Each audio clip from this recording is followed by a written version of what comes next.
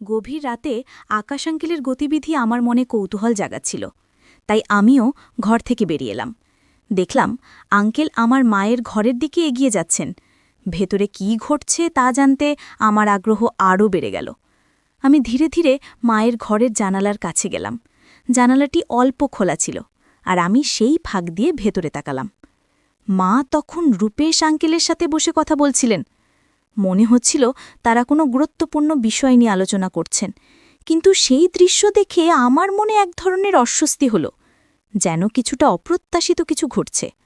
আমি দ্রুত ঘরে ফিরে এলাম, আর মনে নানা প্রশ্ন ঘুরপাক খেতে লাগল। বন্ধুরা, আজকের গল্পটা অনেক বেশি স্পেশাল, তাই কেউ মিস করো না। আর দয়া করে গল্পগুলো ভালো লাগলে ভিডিওটি লাইক, শেয়ার এবং চ্যানেলটি সাবস্ক্রাইব করো প্লিজ। আমার মা ছিলেন অনেক সুন্দর এবং অনেক ভালো চরিত্রের অধিকারী। মা গ্রামের অনেকের বাড়িতে কাপড় ধোয়া, বাসন মাজা এবং ঘর পরিষ্কার করার কাজ করতেন। আমাদের আর্থিক অবস্থা এমন ছিল যে আমার পড়াশোনা চালিয়ে যাওয়া সম্ভব ছিল না। তাই চতুর্থ শ্রেণী পর্যন্ত পড়ার পর মা আমাকে স্কুলে পাঠানো বন্ধ করে দিলেন এবং আমার দায়িত্ব হয়ে গেল মায়ের কাজে সাহায্য করা। মা যেখানে যেখানে কাজ করতেন আমিও সেখানে তার সাথে যেতাম। আমি সব সময় মায়ের পাশে থেকে ঘরের কাজগুলো করতাম এবং তাকে সাহায্য করতাম। মা ছিলেন খুবই সৎ এবং পরিশ্রমী। তিনি কখনো অন্য কারো প্রতি অন্যায় আচরণ করতেন না। মা বেশি কথা বলতেন না, চুপচাপ নিজের কাজ শেষ করে বাড়ি ফিরে আসতেন। আমাদের পরিবারের আর্থিক অবস্থা দেখে গ্রামের অনেকেই মাকে প্রলুব্ধ করার চেষ্টা করেছিল। মাকে তারা অনেক ধরনের লোভ দেখাত। তাদের ধারণা ছিল যে আমরা গরিব বলে হয়তো মা তাদের কথায় বিভ্রান্ত হতে পারেন। যেসব বাড়িতে মা কাজ করতেন সেখানকার কিছু পুরুষ ও ছেলেরা তাকে ভুল পথে চালিত করার চেষ্টা করত, কিন্তু মা কখনোই তাদের কোনো প্রস্তাবকে গুরুত্ব দেননি। গ্রামের কিছু প্রভাবশালী লোক আর দুষ্ট প্রকৃতির মানুষও মাকে তাদের ফাঁদে ফেলার চেষ্টা করেছিল, কিন্তু মা কখনো তাদের কথায় কর্ণপাত করেননি। মায়ের মন সবসময় আমার এবং আমাদের সংসারের অবস্থার দিকেই নিবদ্ধ ছিল। তিনি কখনো পিছন ফিরে তাকাতেন না, এবং তার সততা ও কঠোর মনোবলের জন্য আমি সব সময় তার প্রতি গর্বিত ছিলাম। একদিন গ্রামের একজন প্রভাবশালী ব্যক্তি, যিনি একজন নেতা ছিলেন, সরাসরি মায়ের কাছে একটি প্রস্তাব নিয়ে এসেছিলেন। তিনি মাকে বলেছিলেন, তোমার পরিস্থিতি দেখে আমার খারাপ লাগে। তুমি যদি চাও তাহলে তোমার এবং তোমার মেয়ের জীবনে আর কোনো কষ্ট থাকবে না। শুধু আমার কথাটি মেনে নাও। মা তার কথা শুনে সোজা তার চোখের দিকে তাকিয়ে বললেন, আমার নিজের পরিশ্রমের উপর বিশ্বাস আছে, আমি কারো দয়া চাই না। একটি রাতে রাতের খাবার খেয়ে যখন আমরা ঘুমাতে যাচ্ছিলাম, তখন হঠাৎ আমাদের দরজায় টোকা পড়ল। মা আমাকে বললেন, দেখো তো এত রাতে কে এসেছে। মা তখন নিজের ঘরে বিছানা পাততে চলে গেলেন। আমি দরজা খুললাম এবং দেখলাম দরজার বাইরে একজন লোক দাঁড়িয়ে আছে। লোকটি ভালো পোশাক পরা এবং বয়স আনুমানিক ৪২ বছর হবে। আমি একটু বিরক্ত হয়ে জিজ্ঞেস করলাম, এত রাতে কি দরকার? লোকটি হেসে উত্তর দিল, রিয়া। তার মুখে আমার নাম শুনে আমি অবাক হয়ে গেলাম। আমি বললাম, আপনি কে? এর আগেই কিছু বোঝার চেষ্টা করছিলাম, তখন সেই লোকটি হঠাৎ আমাকে তার কাঁধে তুলে নিল এবং হাসতে হাসতে বলল, আমি তোমার আঙ্কেলের মতো, তোমার বাবার পুরনো বন্ধু আকাশবাবু। তার কথা শুনে মা দ্রুত বাইরে এলেন। মা আর আকাশ আঙ্কেল একে অপরকে দেখে যেন অতীতে ফিরে গেলেন। তাদের চোখে পুরনো দিনের স্মৃতি যেন জীবন্ত হয়ে উঠল। প্রায় ২-৩ মিনিট তারা একে অপরের দিকে তাকিয়ে রইলেন, যেন চারপাশের কিছুই তাদের মনে নেই। এই দৃশ্য দেখে আমি একটু অস্বস্তিতে পড়ে গেলাম এবং বললাম, মা, এ কে? আমার কথা শুনে তারা বাস্তবে ফিরে এলেন। আকাশ আঙ্কেল তখন আমাকে মাটিতে নামিয়ে দিলেন। আমি মায়ের পাশে গিয়ে দাঁড়ালাম। মায়ের মুখে এক ধরনের অদ্ভুত আনন্দের ঝিলিক দেখা যাচ্ছিল। মা বললেন, এ হলেন তোমার আকাশ আঙ্কেল, তোমার বাবার পুরনো বন্ধু। আকাশ আঙ্কেলকে প্রণাম করো। আমি তাকে প্রণাম করলাম, আর আকাশ আঙ্কেল আমাদের ঘরে প্রবেশ করলেন। তিনি ঘরে ঢোকার পর যেন বাড়ির পরিবেশটা একটু পরিবর্তন হয়ে গেল। আকাশ আঙ্কেল মায়ের কাঁধে হাত রাখলেন, আর মা একটু লজ্জায় হেসে রান্নাঘরের দিকে চলে গেলেন। আমি কিছুটা অবাক হয়ে ভাবছিলাম, আমরা তো সবেই রাতের খাবার খেয়েছি, তবে মা আবার কার জন্য রান্না করছেন? আমি জিজ্ঞেস করলাম, মা, তুমি কার জন্য রান্না করছো?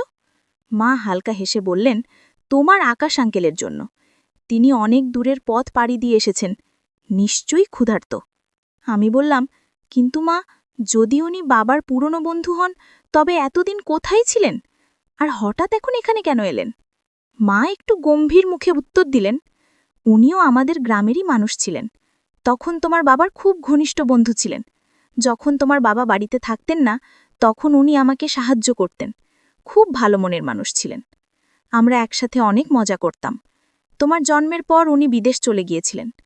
মায়ের কথাগুলো শুনে আমি চিন্তায় পড়ে গেলাম। আকাশ আঙ্কেল এত বছর পর হঠাৎ কেন ফিরে এলেন তা নিয়ে আমার মনে নানা প্রশ্ন জাগতে লাগল। তাদের মধ্যে কি কোনো পুরনো সম্পর্ক ছিল? সেই রাতে আকাশ আঙ্কেলের বিষয়ে মায়ের সাথে কথা বলার পর আমি তার সম্পর্কে আরও কৌতূহলী হয়ে উঠলাম। এত সবকিছু হঠাৎ ঘটে যাওয়া আমার বোধগম্যের বাইরে ছিল। মায়ের মুখে এক ধরনের অদ্ভুত উচ্ছ্বাস এবং আনন্দের ঝিলিক দেখা যাচ্ছিল। মা বললেন, জীবন মাঝে মাঝে আমাদের সামনে পুরনো স্মৃতিগুলো ফিরিয়ে আনে, যা আমরা কখনো ভোলার চেষ্টা করলেও ভুলতে পারি না। মা বললেন, দেখো, আকাশ আঙ্কেল এখন একা থাকেন। তার জীবনে আর কেউ নেই। এখন আমরা ছাড়া তার আর কে আছে? মায়ের কথাগুলো যেন আমার মনে নানা প্রশ্নের ঝড় তুলতে লাগল। তিনি বললেন, কাল সকালে উনি নিজের বাড়িতে ফিরে যাবেন।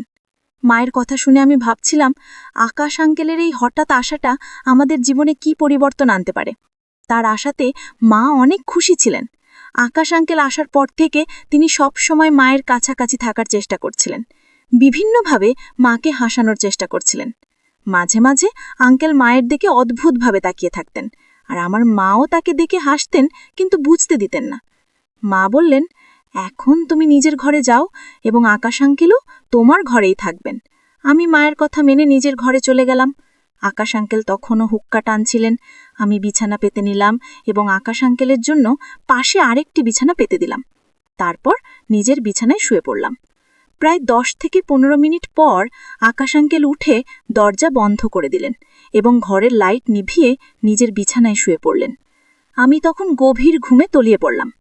কিছুক্ষণ পর হঠাৎ আমার ঘুম ভেঙে গেল। আমি চোখ মেলে দেখলাম আকাশ আঙ্কেল তার বিছানা থেকে উঠে ঘরের বাইরে চলে যাচ্ছেন। কেন জানি না, কিন্তু এই দৃশ্য দেখে আমার মনে কিছুটা অস্বস্তি তৈরি হলো। আমার মনে কৌতূহল জন্ম গেল যে এত রাতে আকাশ আঙ্কেল কোথায় যাচ্ছেন। এটি জানার জন্য আমিও নিজে ঘর থেকে বেরিয়ে এলাম। দেখলাম আঙ্কেল মায়ের ঘরের দিকে এগিয়ে যাচ্ছেন। আমার কৌতূহল আরও বেড়ে গেল। তিনি কেন মায়ের ঘরে যাচ্ছেন? আমি আস্তে আস্তে মায়ের ঘরের জানালার কাছে গেলাম। জানালাটি অল্প খোলা ছিল, আর আমি সেই ফাঁক দিয়ে ভেতরে তাকালাম। মা তখন রূপেশ আঙ্কেলের সাথে বসে কথা বলছিলেন। মনে হচ্ছিল তারা কোনো গুরুত্বপূর্ণ বিষয় নিয়ে আলোচনা করছেন। কিন্তু সেই দৃশ্য দেখে আমার মনে এক ধরনের অস্বস্তি হলো, যেন কিছুটা অপ্রত্যাশিত কিছু ঘটছে। আমি দ্রুত ঘরে ফিরে এলাম, আর মনে নানা প্রশ্ন ঘুরপাক খেতে লাগল। সকালে ঘুম থেকে উঠে প্রথমেই আমার চোখ পড়ল আকাশ আঙ্কেলের বিছানার দিকে, কিন্তু তিনি সেখানে ছিলেন না। তখন রাতের ঘটনাগুলো আমার মনে পড়তে শুরু করল, আর মনে একটা অদ্ভুত ভয় ঢুকে গেল। আমি তাড়াতাড়ি উঠে বাইরে এলাম।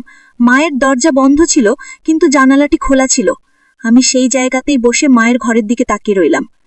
কিছুক্ষণ পর আমার মনে হলো যে আমি দরজার লক খোলার আওয়াজ শুনতে পেলাম, আর কৌতূহলবশত তাকিয়ে দেখলাম আকাশ আঙ্কেল মায়ের ঘর থেকে বেরিয়ে এলেন।